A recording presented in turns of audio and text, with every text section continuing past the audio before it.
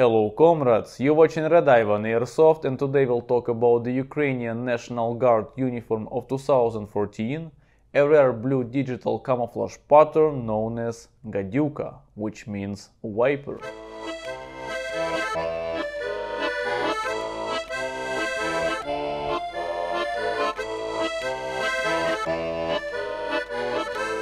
I express my gratitude to my comrade NGU veteran Maxim with call sign Sarmat, as well as to my friends Kiev reenactors Timur and Igor.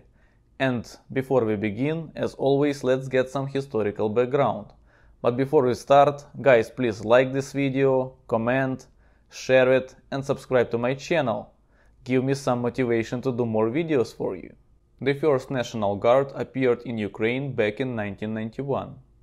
And existed until 2000. In 1995 and 1996, even some naval infantry units were temporarily integrated into the NGU, but they were subsequently removed. However, it is not the primary focus of our today's discussion. During that period, the NGU wore a mixture of Soviet and post-Soviet military uniforms and equipment with elements of MVD gear. MVD means Ministry of Internal Affairs. You could see naval infantry in the Soviet Bhutan camouflage, rare Ukrainian load-bearing vest in orech or walnut camouflage pattern, and Sphera helmets left over from the Soviet internal troops. In addition to the Soviet Army bulletproof vests like 6B3 and 6B5, MVD bulletproof vests called Kara were also used. Initially, NGU members wore grey and black berets of the Soviet OMON and SMCM, and later crimson beret. And those who passed the special exam for Krapovy beret wore Krapovy beret. And here we go again. The translation difficulties. Krapovy beret translates into English as maroon beret. But this translation is not ideal. Because in Ukraine the airborne troops started wearing maroon berets from 2018. And it was not the same as Krapovy beret reserved for MVD officers who passed the special exam before 2018. There was even a very short period where different military forces could wear crimson, maroon and Krapovy beret simultaneously. And English speakers probably consider them all maroon. It's like when your girlfriend comes to you with the weird name for her nails color and you just call it blue. If they can do it, why then the Eastern European men can't? In some units, such as Galician Division, there was their own blue beret for some time. The reconnaissance units that passed the parachute training program wore airborne light blue tельняшkas, naval infantry units kept their dark blue tельняшkas, and the rest wore crimson. So there was some variation. But as I mentioned before, in January 2000 the NGU was disbanded. So let's move to 2014.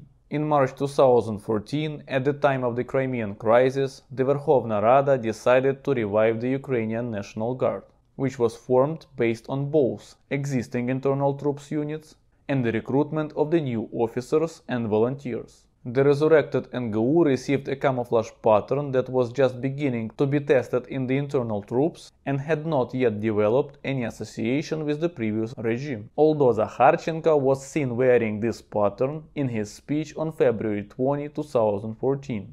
As far as I know, this pattern is called Gaduka, viper in English, and is essentially a digital camouflage of the Border Guard troops model of 2010, where the light green base was replaced with blue. This pattern was developed in 2013, and the uniforms in this camouflage was produced in two cut variations. The early version was produced in the standard cut of the Armed Forces of Ukraine of those years, which is simplified Afghanka. The later version was made according to the same technical specifications as the first generation of MM14 uniforms. I have this late version manufactured in 2014 by the company called Altex. Let's take a closer look. BDU style cap was made by Gorlitsa in 2014. Unlike the rest of my Gaduka elements, this cap is made of cotton containing material. Jacket. Mandarin or stand collar with velcro closure. Strap for ranks on the chest, closed with velcro. Two chest pockets that close with velcro, and the Canadian button. The flap has a textile grip. Velcro panels above the pockets for placing the NGU and the last name tapes. The Ukrainian flag is sewn on the sleeves. Under the flag there is a double pocket. The flap of this pocket closes with Velcro. Velcro panels for insignia are located both on the pocket and on the flap. The flap also has a textile grip. Elbow reinforcements with pockets for the elbow pads. Cuffs are fixed with Velcro. There is a fold on the back that increases the range of movement, as on Afghanka uniform. On the back there is also a panel for an IR beacon. The jacket closes with Velcro, a zipper, and Canadian buttons, which is obviously redundant. On the left side there is an internal pocket for documents without a flap, and a white label for branding. Trousers. The fly closes with two Canadian buttons, large and small, and a zipper. Two front inside pockets, white single belt loops, waist size adjustment is carried out using a Velcro panel and an elastic strap, and this is a very convenient solution. There are no back pockets or reinforcements. Cargo pockets are shaped like BDU, but close with two Canadian buttons, large and small, and the pocket entrance is elastic. The flap only closes halfway, so the pocket can be used as a dump pouch. Knee reinforcements with pockets for the knee pads. At the bottom of the trousers there is an elastic drawstring with the plastic lock, and the plastic hook that attaches to the lace that prevents the trouser slack from riding up. Given the presence of the aforementioned details, it is obvious that these trousers were intended to be worn over boots, but following the old Soviet tradition, they continued to be tucked into the boots. The same situation was with jackets, which were sometimes tucked into the trousers as well. The NGU also had two generations of winter jackets in this pattern. The first generation, in terms of cut, was a copy of the old Ukrainian Army winter coats. The second generation consisted of the smoke-type winter jacket and the insulation layer. The cut largely repeated the second generation tunic, so we'll focus only on the differences here. The jacket has a hood with a Velcro panel for an IR beacon. The panel for the IR beacon on the back also remained. The hood is adjustable for length with a Velcro strap, and for width with elastic band with a plastic lock, which hides under the flap. Additionally, there are two more flaps on the edges of the hood, providing access to adjust the hood to the user's face. The jacket has lower pockets that close with two Canadian buttons. On the inside, there are elastic size adjustment bands in the waist and button areas. The ends of these elastic bands go into the lower pockets, possibly to adjust without unbuttoning. In my opinion, the system is overcomplicated. At the bottom of the jacket near the fastener, there is a synthetic strap with a snap button, the purpose of which is unclear to me. The insulation layer or the third layer or vatnik, mine has broken zipper. Synthetic, black color does not attach to the jacket, intended as a separate layer. The collar is adjustable in volume with a fleece inner collar. There are two Velcro panels for patches on the chest and a strap for rank with Velcro closure. Two pockets at the bottom with Velcro closures. Elastic band at the bottom, on the sleeves Ukrainian flags, cuffs with sewn-in elastic. The insulation layer closes with a zipper, but not this specific one. Here the zipper is broken. On the left inner side there is a pocket with a zipper. But this pocket is not for documents, not for your personal items, but for the built-in storage bag. That is, when you don't need it, you open the pocket, take out the bag, turn the jacket inside out, and pack it in the bag. Ta-da! This set features some interesting solutions, but overall it is overcomplicated and it is made of some cheap synthetic fabric. However, considering the cap and what I know about the army uniforms in this cut, there is a chance that there was a cotton version. I can see why both army and NGU abandoned this uniform.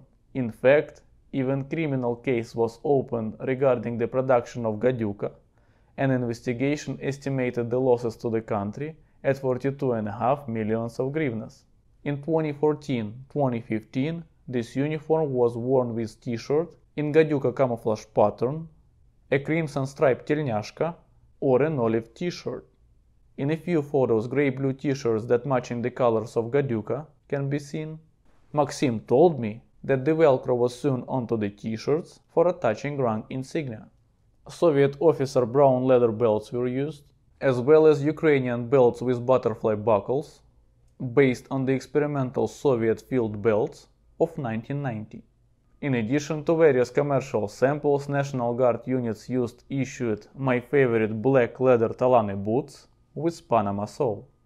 During the training, soldiers could be seen wearing Soviet helmets and sets of other Soviet equipment: magazine pouches, grenade pouches, gas mask bags, and more. However, for deployment, NGU servicemen were issued Korsar M3S bulletproof vest, the first Ukrainian bulletproof vest with a MOLLE system and quick release. By the way, the method of placing the canteen I picked up from one of the servicemen.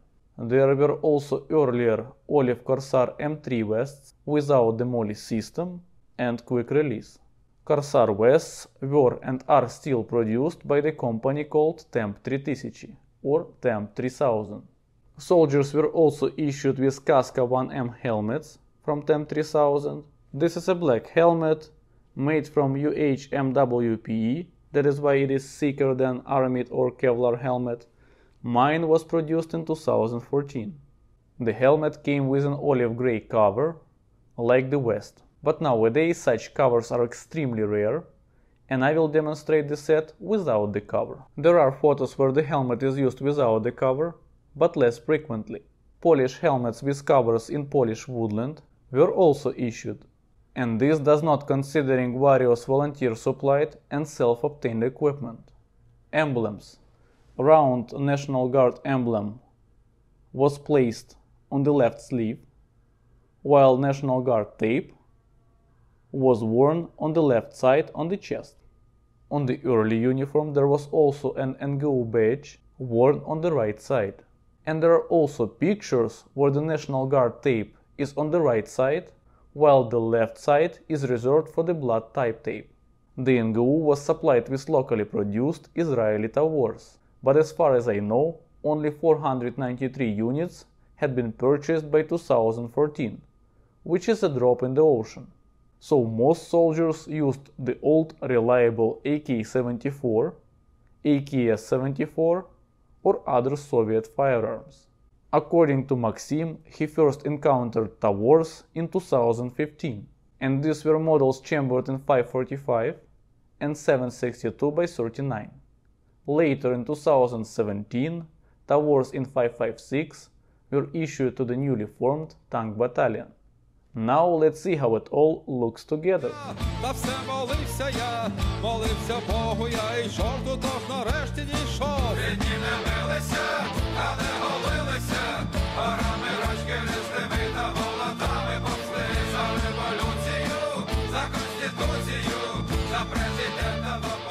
Given the rarity of the pattern and the low quality of materials, other uniform sets were used by NGU alongside with Gaduka. For example, there were mass supplies of Canadian olive uniforms. In addition to foreign uniforms, locally made olive sets were introduced in the NGU in 2015, with a cut resembling the products of the Polish company Helicon.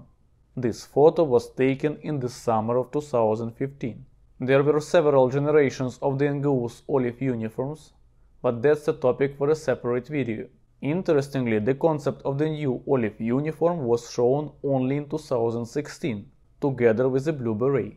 But as we just discussed, the uniform itself appeared in 2015, and the beret was only adopted by 2018, replacing the crimson beret. The right to wear Krapovy beret for veterans who passed the exam was preserved, and the beret was worn with the fold to the left side, as it was in the Soviet Vitis.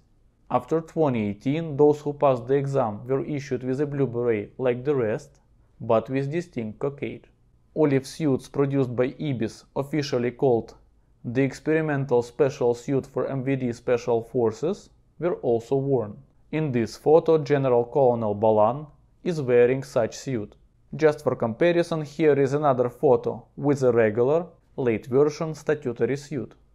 The BDU style cap remained the statutory headgear, but unofficially the Mazepinka was also worn, for which one could be punished in certain units, until the Balan himself started wearing Mazepinka too. Special units of the NGU received Gorka suits in the Khishnik or Predator camouflage pattern. Gorka suits with MM14 inserts were also encountered in the NGU reconnaissance units. Closer to 2020, some NGU units started appearing in uniform sets resembling a Ukrainian Army uniform model of 2015, but in multicam camouflage. At some point, a uniform in the Army cut of 2015, but in Khishnik camouflage pattern appeared, and this set started to be widely seen from the beginning of the war, with mine being a 2022 production. In 2023, a new uniform called Digital Khishnik or Digital Khizak was adopted for all NGU units. It has lower quality, worse camouflage properties, and glows in night vision, being made from Chinese fabric. This boonie is in Digital Predator and the trousers in regular Predator. They are pretty similar, but as I told you earlier, regular Predator camouflage is better. In this photo, you can see both sets side by side. Given the new uniforms issues, it looks like we will soon witness a new court case similar to the one with Gaduka. Returning to Gaduka, this camouflage is quite ironic.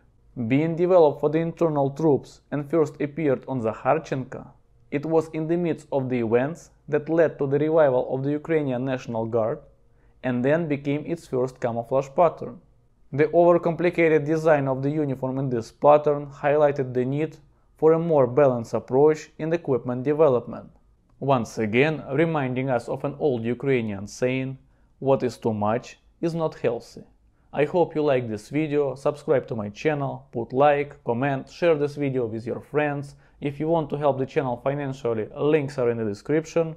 And now, for the first time, you can support the channel by using the paid subscription on the YouTube. I hope you like this video and see you next time.